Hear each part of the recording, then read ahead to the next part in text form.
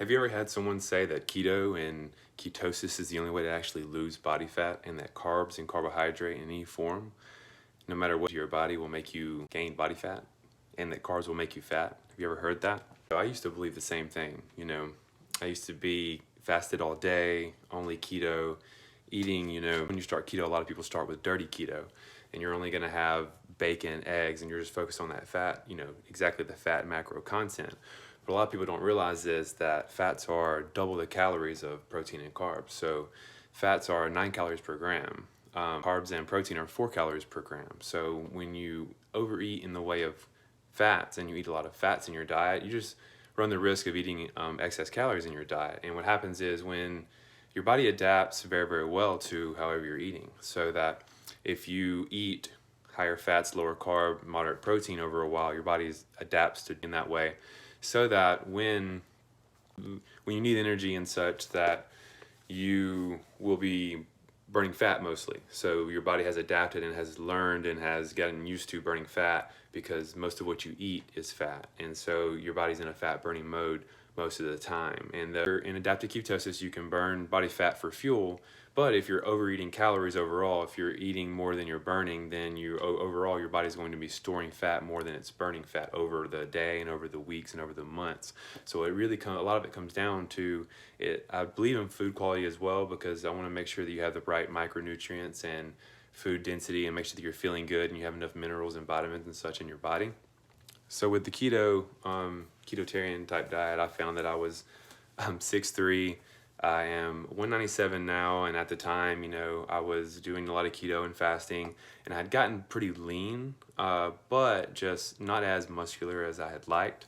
And could see abs, could see muscular definition, nothing was bad physique, but I just would notice that just not as muscular as you would like. And then as I train, notice I'm not recovering. When you're on a keto diet and you lack carbs and you lack the ability to store water in your muscles, so you're usually low on electrolytes. And then when you're training hard, you sweat a lot, and I sweat a lot. So I was finding that I was low in electrolytes and just fatigued and things like that. And I was fully under the belief that my gut health had been helped with this. So that belief the gut health being helped and healed through this process, it made me believe this is the way for all. And so I would start thinking in this way and believing this. But over time and over the past few years, of going through different processes and getting going through different coaches and different perspectives and trying different things, study psychology and some neurotyping and in and out of some worlds, you believe a lot of things at once, but then you almost study and learn long enough to almost disprove everything you learn. So I'll show the meme if I can, where it's like you come in real simply and then you go all in and it's all this complicated stuff, then you come out on the other side and he's kind of like the Jedi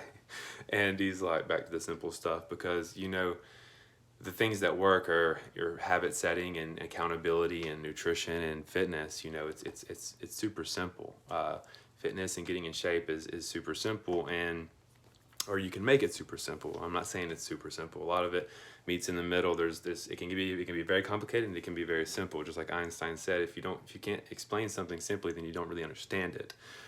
So explaining fat loss and diet and keto versus carbs, I went down a path the past few years of, I was 213 at one point, of doing a lot of fasting and keto, and I was working on a business and pretty stressed, honestly, working and creating a business, and then doing the keto and messing with that and doing it too much. I believe that therapeutic ketosis can be useful cycled in for 2 to 3 months for somebody in certain situations, to help with gut health and to maybe autoimmune diseases and conditions and things like that. But other than that, and for the normal person, or even just doing a gut health protocol on and off fasting for 2 to 3 weeks can help with gut health, and you come right back into eating real food, is like what I really want to talk about as well, with eating more carbs. But I really flipped a script from training less intense. So instead of going heavy all the time and kind of going a little too heavy and, you know, not really owning that weight in that range, I was finding a lot of back pain and knee pain and body pain, and I wasn't stretching and doing mobility, as well as I don't believe I was recovering because I wasn't eating enough protein and I wasn't eating enough carbohydrate and calories overall to fuel my body and fuel performance and fuel my brain, because I think all the time and I talk a lot and I just thinking and talking all the time. So if I'm not talking, I'm thinking I'm talking. So I'm burning energy and I need food and I'm always fasting. And so you get into this, this battle of having enough food and under eating and under muscled, under protein. So I really got on a plan, swap into, there's been some old styles that that has worked for bodybuilders and that has some merit to it. And I believe in a lot of science and evidence-based merged with just a tablespoon or a cup or anything like that.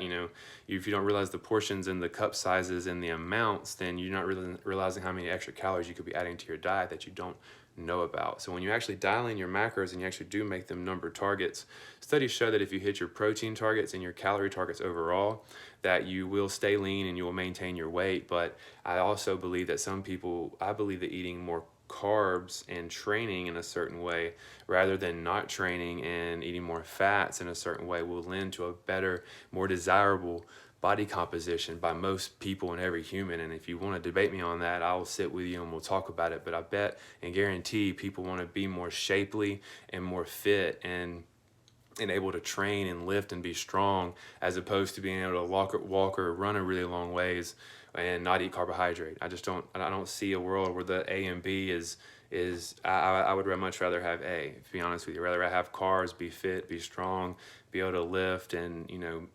eat more food and be flexible than be fasted all the time and be food focused. But hey, if keto and being fat adapted works for you, it works for you. And I believe that a lot of us have more genetics and more things that lend ourselves to certain ways. So you need to find what works for you.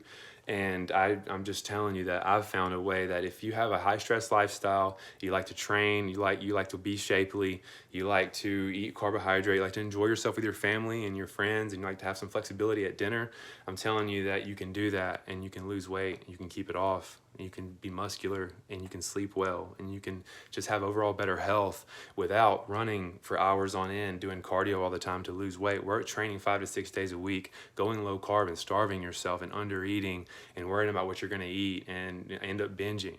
And so what I want for you is I want you to be satisfied. I want you to be able to train hard. I want you to get the physique and get the goals that you desire. And so just telling you how it worked for me. If you like to train, if you're going all the time and you're pretty busy and you say things like, I don't have time to prepare, I don't know what to do, I don't have time to do this, I don't have, I'm always craving food, but my peers want to do this and I can't have any drinks, I have to be perfect. These are all some beliefs that I'm going to be smashing with you guys over these weeks. These are all limiting beliefs that I believe that once you shift your mindset about them, you can really step forward and we can really achieve the goals that you want without all the restrictions that we put on ourselves that are unnecessary. So let's release these unnecessary beliefs and unnecessary restrictions we have on ourselves. Let's move forward with the data we have. Let's make it simple. Let's make it sustainable, and let's get the result. I'll see you soon.